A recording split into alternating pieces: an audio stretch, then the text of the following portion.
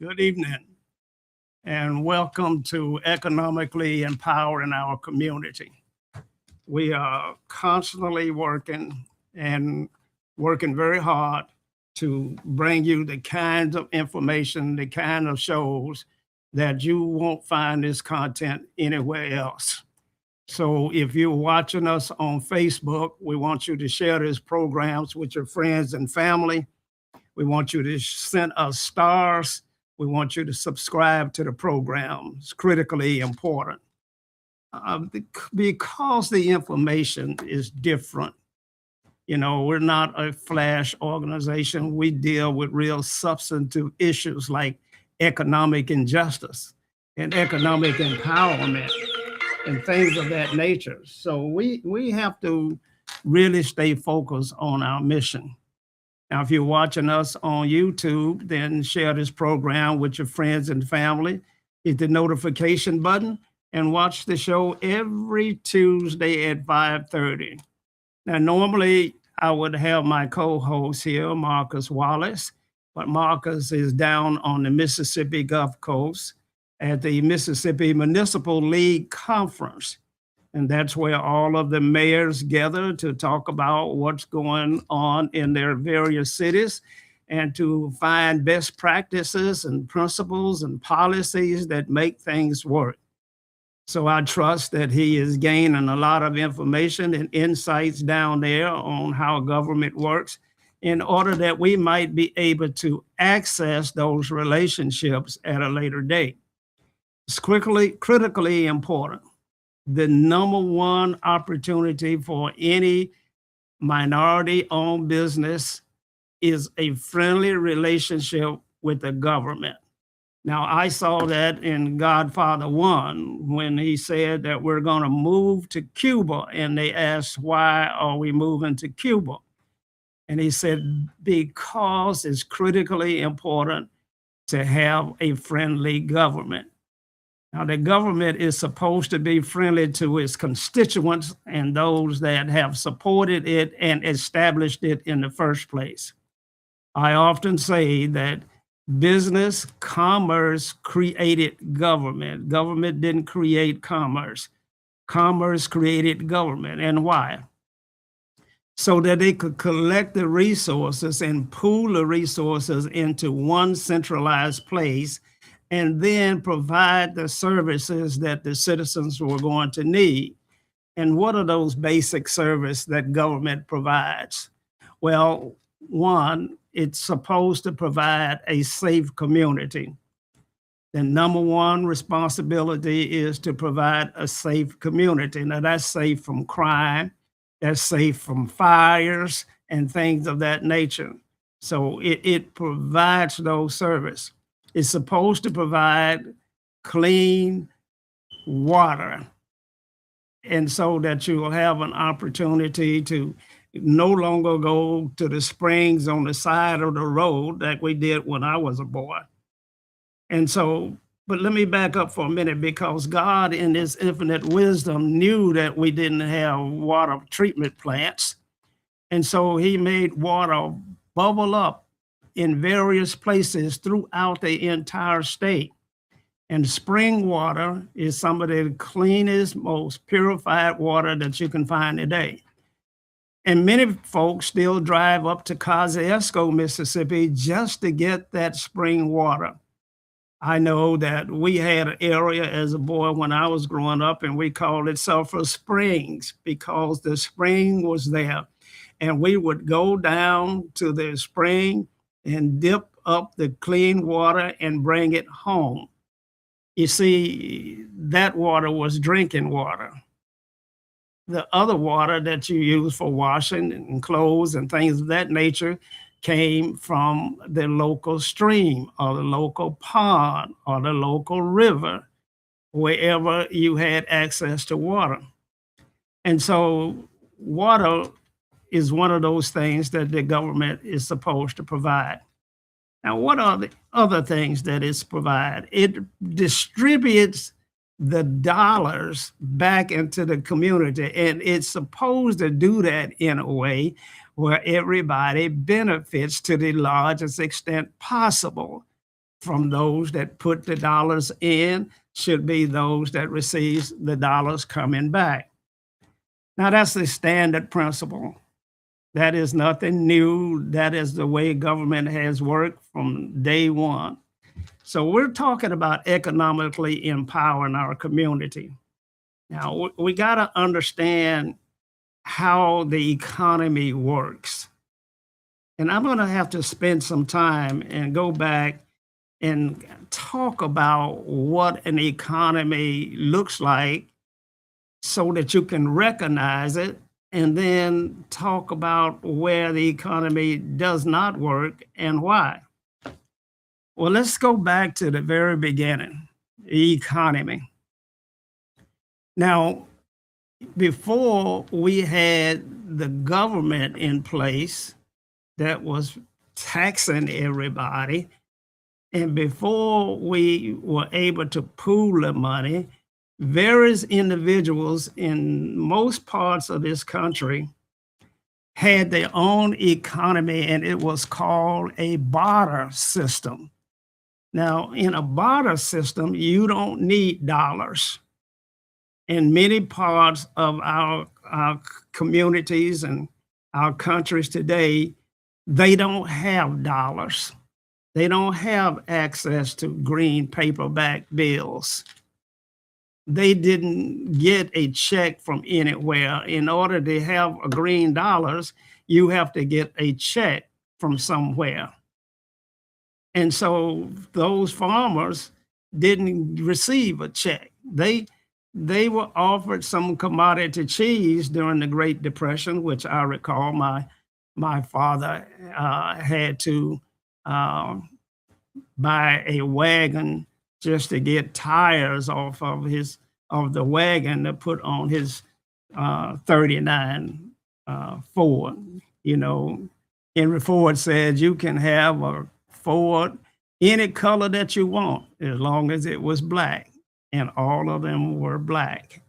And so, but let me get back. The economy,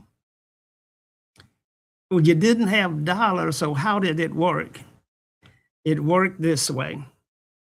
If I have apples and you have oranges, I will trade you some of my apples for some of your oranges.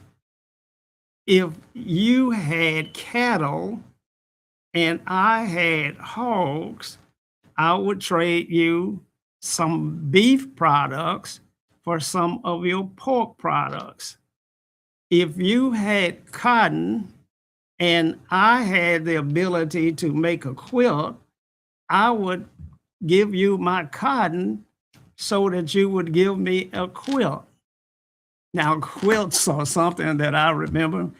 I don't know anybody that's quilting and anybody that's making quilts anymore, but those were some of the most colorful bed coverings that you ever wanted to see.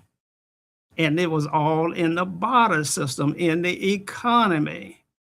If you had logs and I had a sawmill, we would trade the logs to the mill for the lumber that's required to build your house. Nobody paid anybody anything. All of this stuff was service related, and the economy worked. And it worked extremely well under the times and conditions that we had then. And everybody was pretty much in parity. Everybody pretty much had the same thing. If you had cane and I had a grist mill, I'd give you my cane, you would grind my cane, and you would give me X number of gallons of cane syrup back. And that's the way that whole community involved. If we needed to build a house, the community would build a house for those that needed one. And that's the way the economy worked. And churches operated the same way. You know, we see the parable in the Bible often speaks about the lady who only had one penny. They gave a penny in church, and reportedly, Jesus said that she gave more than anybody else because she gave all that she had. And so the economy only afforded her to do that. Then we moved into a second phase of economy. It was called the underground economy, or some call it the black market. Now, these were things that were done more on the, I won't say, I don't want to call it criminals, because if you didn't have economy, then you couldn't survive. So when we moved into the urban areas, then there was no farms, there was no sugar cane, there was no grist mills, there was nothing like we had in the barter system. So now you start seeing people selling clothes out of the trunk of their car. Well, I don't know where those clothes came from. All I know is that those clothes were required in our community, and we found a way to supply the products that we needed. And so you have a whole economy. Mississippi was, for the most part, a dry state, and there was no alcohol to be sold anywhere in the state. But yet, every nightclub, every juke joint, every hole in the water had hole in the wall had plenty alcohol to sell. We called it moonshine.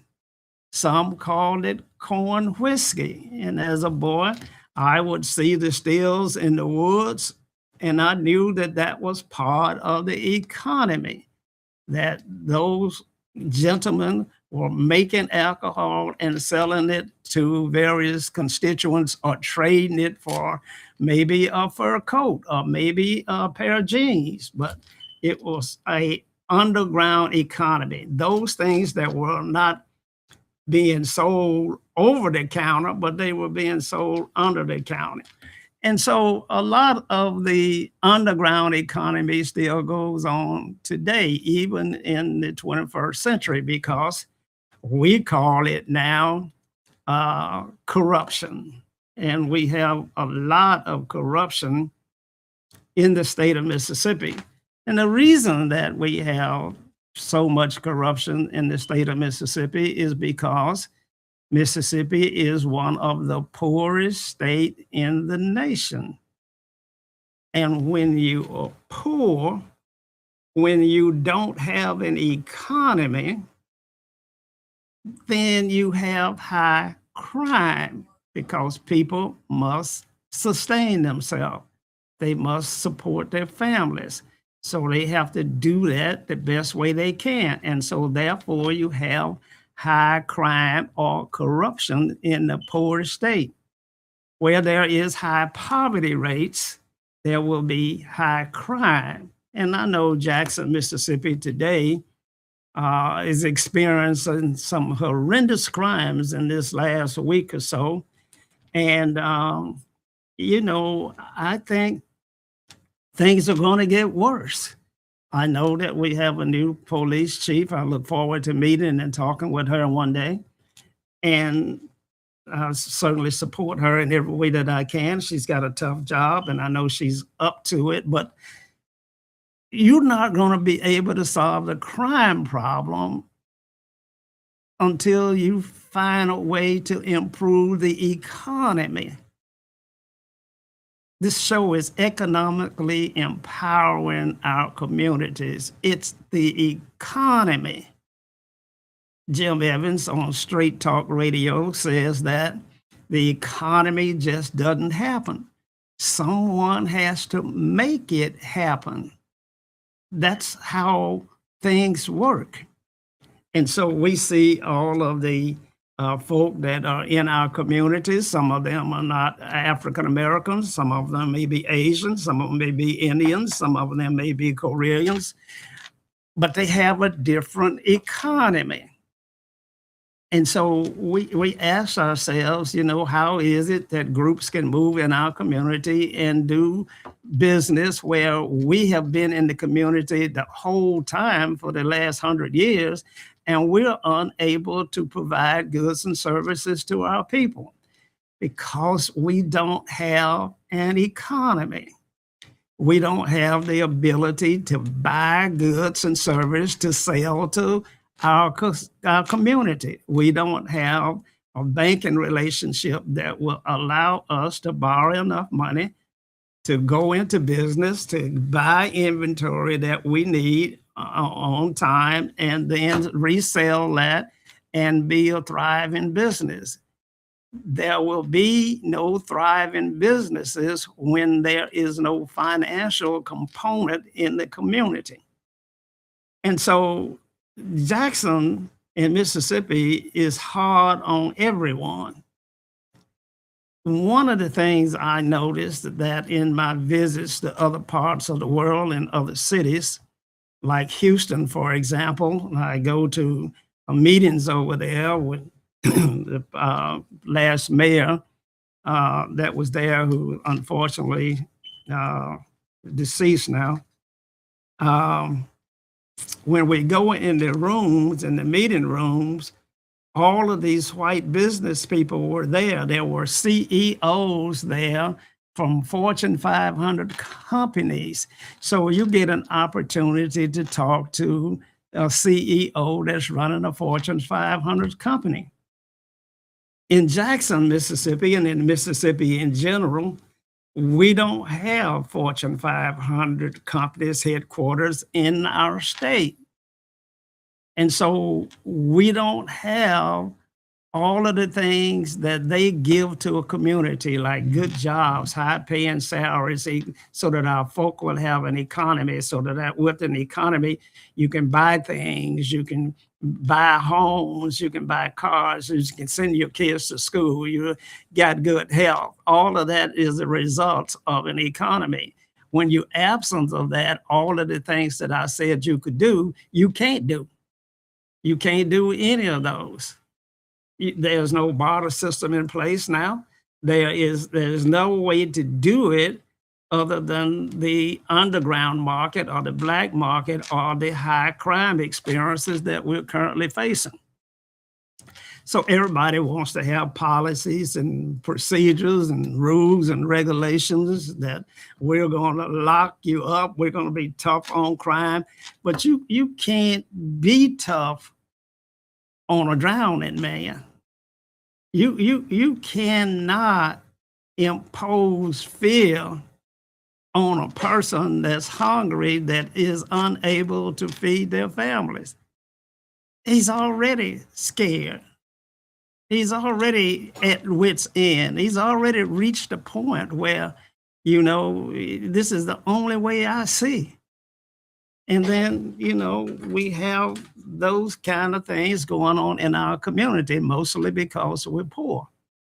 Now, I know, you're making excuses for those that committing crimes, etc., because when we were poor, we were so poor, we didn't commit any crimes, we didn't hit anybody in the head, and we didn't do these kind of things. And so poverty is not the real cause of it. It's a moral breakdown. It's a lack of something inside of the new generations that make them commit those crimes. Well, go back and look at how the country was founded. Look at everything that you see. Look at the way that people get ahead in this country, most of the time there are the bedrock of everything that you see that is glorified and looks good today had a beginning that was based on some form of an underground market and or corruption. I often tell people that old man Joe Kennedy was in the alcohol business, and he was selling alcohol but raising presidents.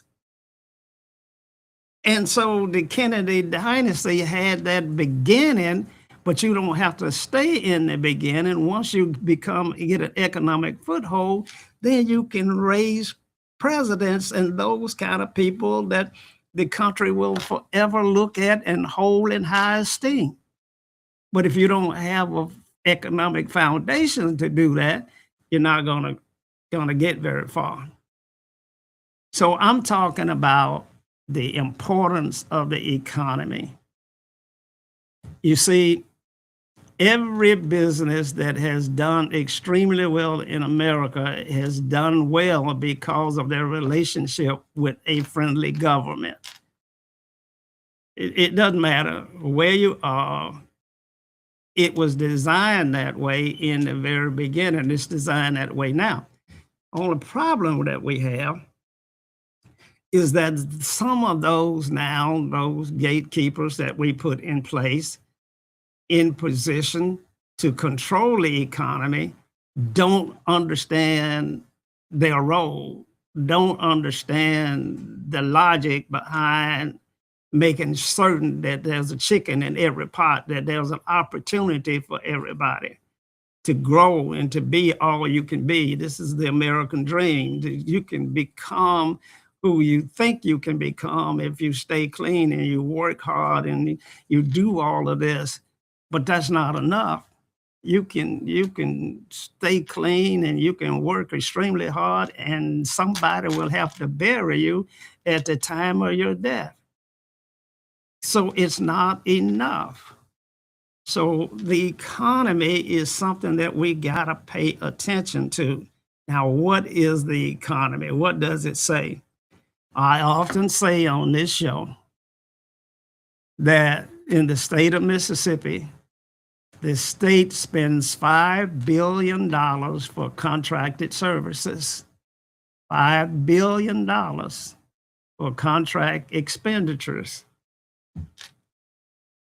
$40 million go to African American owned businesses. That's less than 1%. Now, that doesn't happen by circumstance. That's intentional. You have to be intentional for those kind of numbers to occur. And so as long as a segment of our population is underrepresented in the economy, then we're going to continue to have we enjoy this position of being last in every category that's meaningful, whether it's health related, whether it's infant mortality, whether it's education, whether it's poverty. We're going to continue to be first in those, and we're going to be first in the most people that are locked up, incarcerated anywhere in the country. More people are locked up in Mississippi per capita than any third world country. Those kind of things just don't happen by themselves. They happen because we don't have an economy, and our leaders don't understand the problem. And they don't understand the fact that how the economy was established in the first place. For example, let's take a look, and I was talking about procurement policies and procedures. Our leaders, all they have to do is follow the same laws and principles and policies and procedures that were put in place for others before we came into political power. Now, all they have to do is play by the same rules, the same guidelines, the same perspectives, the same policies, the same procedures, and the economy will work for African Americans. But they don't do that. The economy, the controls and the policy and procedures are put in place to give you the ability to do that. And white folk expect you to take care of yourself. They don't expect you to always depend on them for living, for food and shelter. They don't want that. But they also don't want to give up any part of the economy so that you don't have to do that. Therein lies the dichotomy. So what we got to do is teach our people how the economy works. For example, let's take state procurement laws in Mississippi. In Louisiana, they have a local preference. That means if you're a local business, you have a 5 to 10% preferential discount applied to all of your bids for construction projects. Local preference, not local preference because we like for locals to do business here. Local preference because we're going to give you a leg up. We're going to give you a 10% advantage starting out against your businesses. Now, the state of Louisiana realized that Mississippi doesn't have preferential treatment of its businesses, not yet, not in that way. They have it, but not in that way. But in Louisiana, it says that we know the importance of doing business with local businesses. So if I'm in African American city and I understand the history of what has happened to African Americans, I would have preferential treatment of greater than 40%. 40%. And you say, well, you can't do that. That violates state law. Well, here's the deal with that. State law allows you to award professional services contracts to anybody that you choose to based upon weighted criteria of which price can only be a small part. And that's how most professional service contracts are awarded. So most of the time we call it a beauty contest because the local government gets to choose that this is the best proposal for our city. Now, if I'm in an 85% Black city, the best proposal is got an 85% head start, especially if my numbers are less than 1% and my population is 85%, that's a state of emergency. That's a state of emergency. If you petition the government, the federal government, to declare a state of emergency because of the economic deprivations that occurs in the African American community, you would be granted a declaration. Just like you get a declaration when there is a tornado. Just like you get a declaration when there is a flood. So we declare emergency declarations when something extraordinary happens to us. So I remember the drugs, fentanyl, when it was brought into the community, and it mostly affected white children, immediately the state created policies and procedures to ban it from all shelves in the stores. Any products, goods, and service, we're going to shut that down, and they shut it down. But we have this epidemic of crack cocaine over in the African American community that we never created any policy for, other than to make it a harsher sentence for being caught with it than it was to be caught with cocaine, which was the drug of choice in the other community. The drug of choice in the African American community, unfortunately, was crack cocaine. Why? Because it was affordable and available. And how did it get that way? It got that way because it was put in our communities so that we could have access to it, so that we would lose our way, our vision, our desire to grow, our desire to build, our desire to just make a better life. It was put there for that purpose, and it's done extremely well. And the next thing you do is you got a crazy drug in the community, and then you add guns on top of it, and then you wonder why do we have high crime? Why do you have high crime? When you the poorest people in the world and you got drugs in your community, and there are more gun shows in Mississippi than anywhere else. And when you put drugs and guns and poverty in the same arena, you're gonna get an explosion. You're gonna get a failure of mankind to rationalize, to think clearly, to do the right thing. We're up on a commercial break. I know I've gone on and on, but this is so important that we learn these lessons. We're going to take a commercial break, and we'll be right back and wrap our show for today. Stay tuned.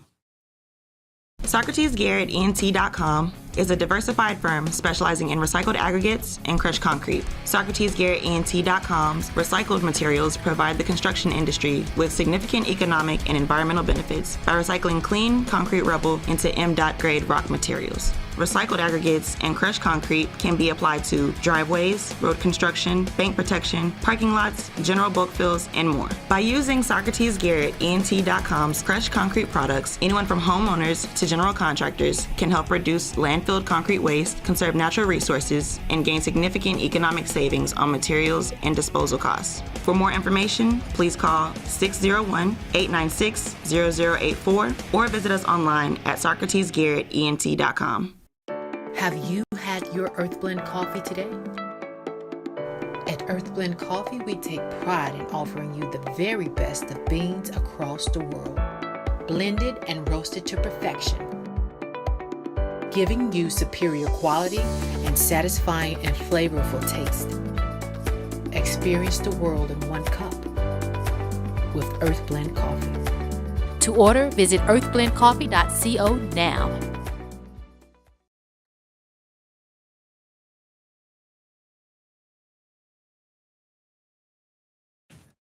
Take it to the camera.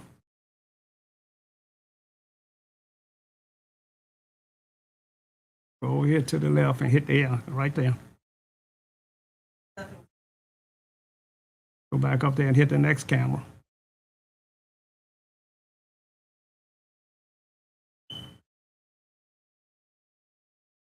Don't go too far now. I don't know where you're going to. Just stay with those cameras. Go back up there to the next camera if you can't get that. Right there. Okay, and we're back. So, we're not going to be long. Marcus is down there doing great work, and he left me up here. And so you'll learn that when you leave me in the studio by myself, I will take full advantage of that. But we're talking about the economy. We got to build the economy in Mississippi for all Mississippians. We need CEOs here. We need Fortune 500 companies here. We have the climate. We have, quality of life issues. You can play golf year round. You can go fishing year round. In Mississippi, the grass is a little bit greener. I always say the air is a little bit cleaner. I spent a long time in Los Angeles, California, fighting the smog every day. It's just not where I want to be. I spent a lot of time in Seattle and Tacoma, Washington, and it rained every day. And so Mississippi gives you the best environment for business to locate here. We have an undeveloped workforce. We need help with developing the workforce, and we need help building an economy in the African American community. And so there's tremendous amount of discussions going on now about data centers and whether a data center should be allowed in the city of Jackson. Now, I get concerns for health. But I have the same concern about the current poverty that exists here right now that nobody seems to want to put a moratorium on. Nobody wants to discuss it. Poverty is unhealthy. Data centers will have an economic boost like nothing we've ever seen before, and it may have some health risks that we have not identified yet. So